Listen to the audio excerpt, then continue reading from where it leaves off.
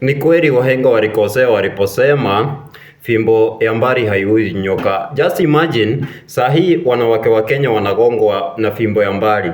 Just imagine wanawake wa Kenya hawataki kuchoka, wanataka vitu cheap. You have to pay the price for anything that you do.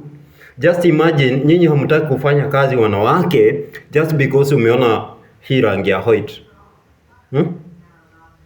Inakudanganya, hata utumia akili, wewe unataka tu kuenda na yeye.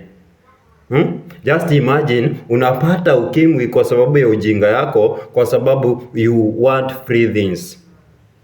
Kila kitu lazima ulipie, kila kitu lazima uende gharama.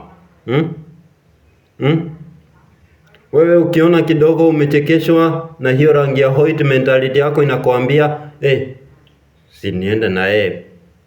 Later on, hakuna kitu ambacho unasaidika. Unapata ukimwi, unaletea watu wako ukimwi just because you don't want to work for your own money. Wanawake wa Kenya tuache kutumia ujinga. Wanawake wa Afrika tuache kubeba ujinga.